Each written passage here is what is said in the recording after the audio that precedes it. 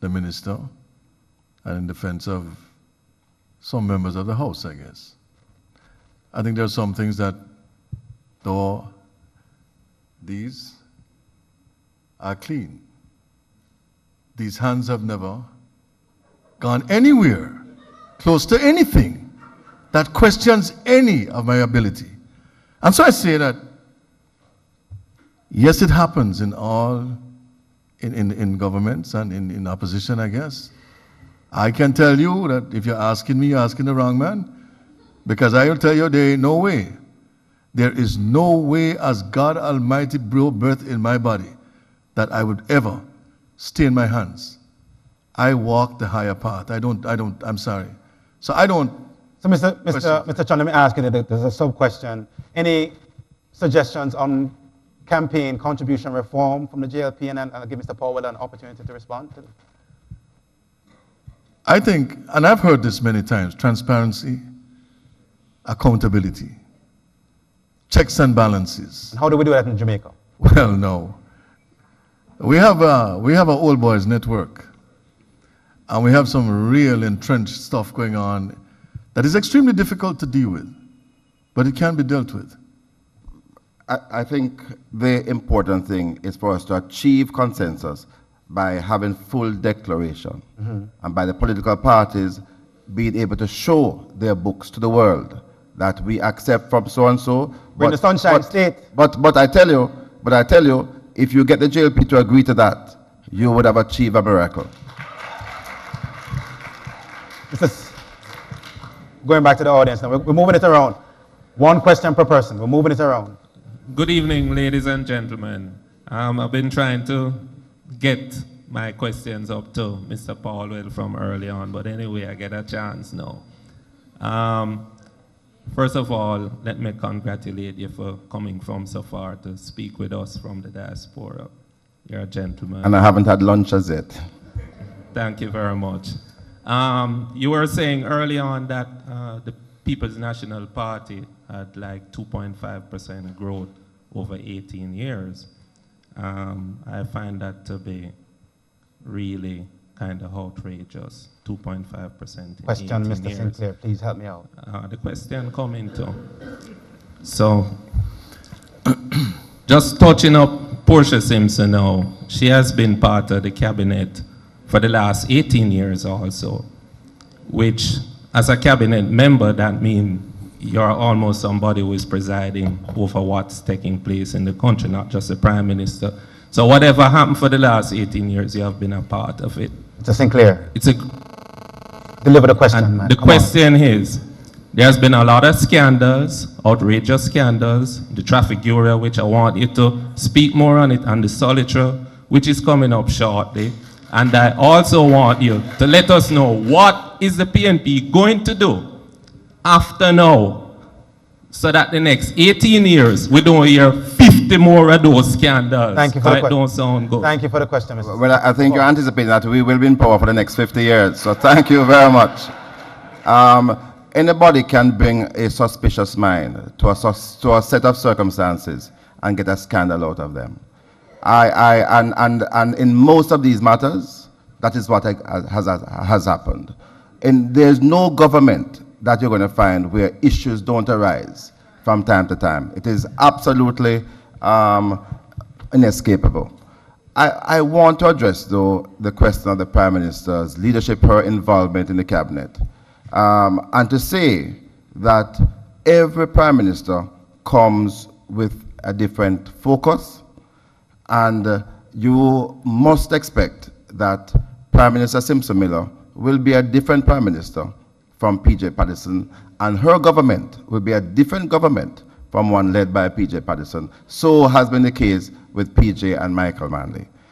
I believe that the Prime Minister, having used her first year to reorganize the party, to enable herself to get a full feel of the reins of power, we will see, once she gets her own mandate, as she will, her influence permeating throughout the government, and you're going to see a different experience as Portia Simpson Miller. Thank you, Mr. Prime Minister Paulwell. of Jamaica. That question was directed to Mr. Paul, Mr. Chung, but this audience member wants to know why did Mr. Paulwell come from so far and Mr. Bartlett wasn't able to make it here tonight?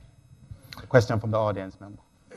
I was in touch with party office and with Ed, and yes, I've represented the party at more than one function, and so I was asked.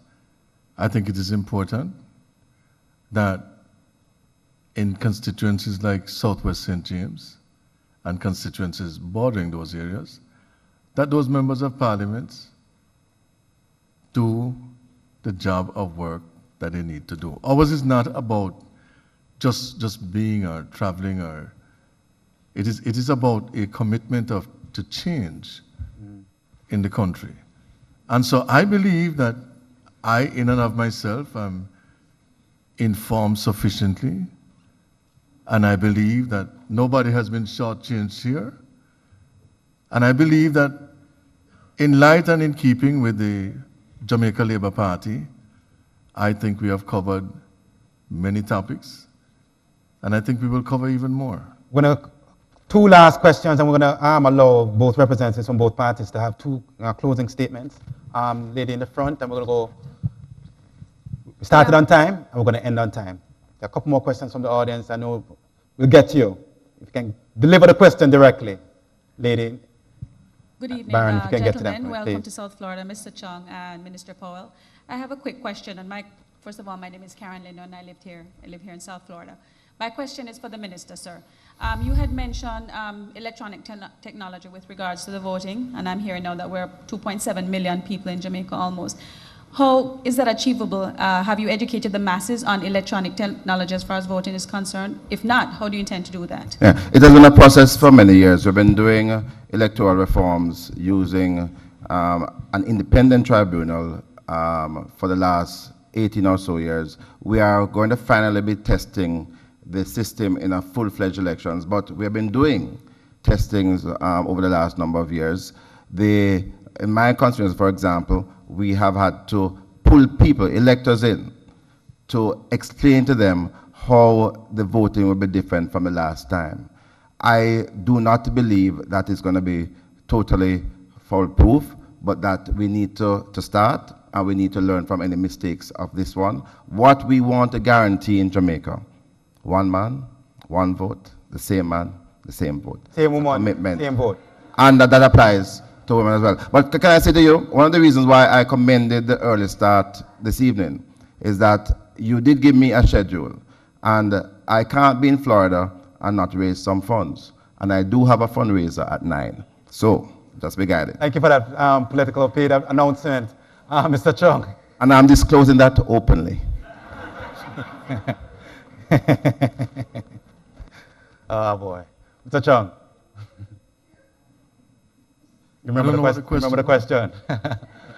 Question has to do with information technology and getting the voters to understand, because different people have different levels of abilities and education. But I think we had covered that a little earlier, and I know that after the 28th, there's not much we can do now except in opposition to say and say and say more. But I think that after the 20th, we'll see some changes come down in that respect. We will definitely see some changes come down. Would you accept an area of transparency as far as I'm concerned, as far as members of the party is concerned, in all things? In all things, not in some things, but in all things. Thank you, Mr. Chung. Couple last, Baron, you have, boy, you people, unless you people want to stay here tonight, we're not going to be here all night. Yeah, my name is Lloyd Cohen, and my question is, what incentives are in place for returning residents and/or for people who intend to invest in Jamaica? Mr. Paulwell? Yes. We'll be ending on time. You want to address that question? Sure.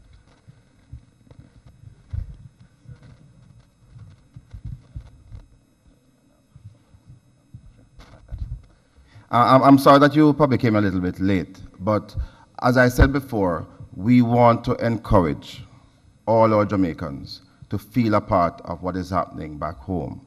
We have achieved